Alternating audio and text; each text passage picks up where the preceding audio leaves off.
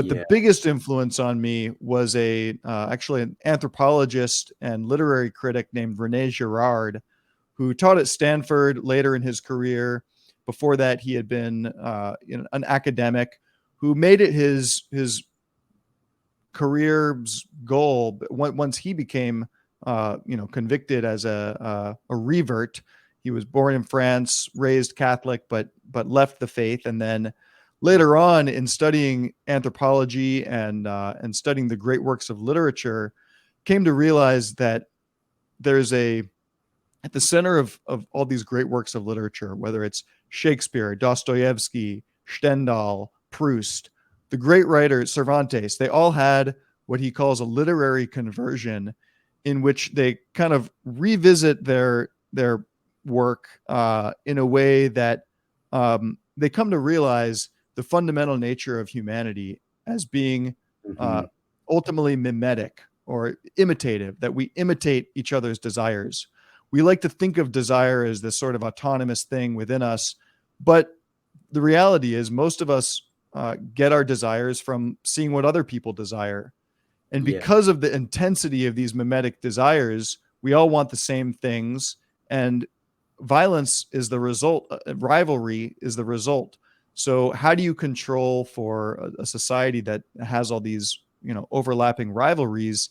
You need to have sort of pressure valves, and the ultimate pressure valve turns out to be this scapegoating mechanism, in which the society turns all at once towards some individual who makes an easy scapegoat.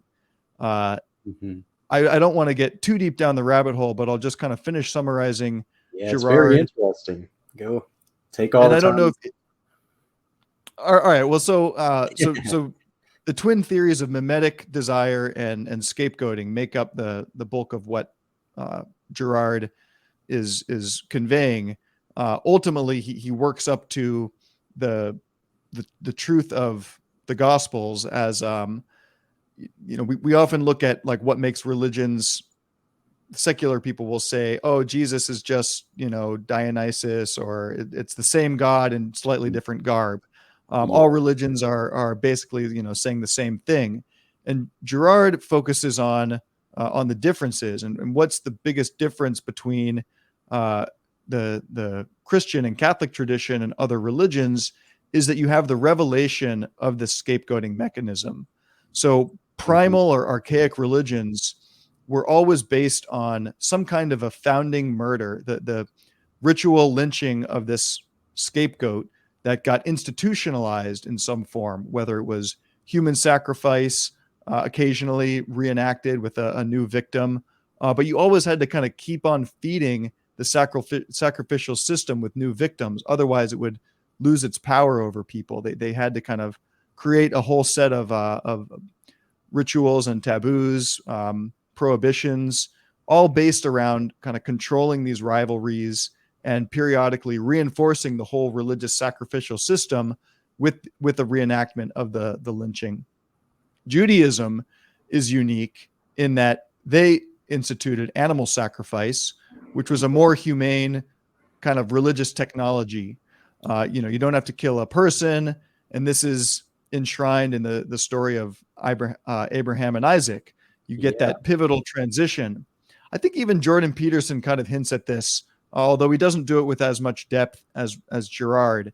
And Girard goes on to, as he was starting to study religions through this revelation that he had found in the works of the great authors, he's expecting to find that the Gospels will just be kind of the same story, slightly different, that it's going to be, a founding murder that then is kind of covered up for, and the religion tries to kind of invent a story or a myth about why that scapegoat was actually guilty of some horrible thing. They were so powerful that their death was able to bring about a unification of the society, of the tribe.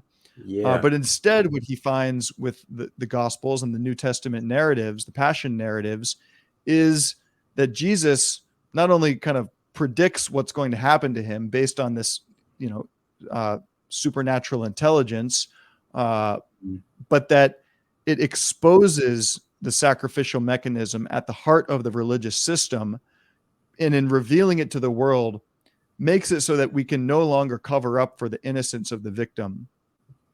You look at Isaiah, the prophecies of the suffering servant, and the whole imagery of the lamb that was slain since the foundation of the world.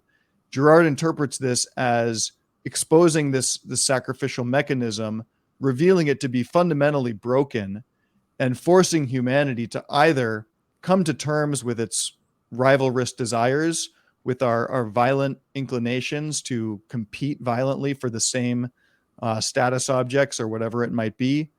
Or if we don't reckon with this, the result will be an apocalypse, which is just another word for revelation. But the way it's come to be understood is, the very violent, very tumultuous period at the end of the world after the sacrificial system has broken down. So anyway, that was a long-winded answer. Really but fascinating.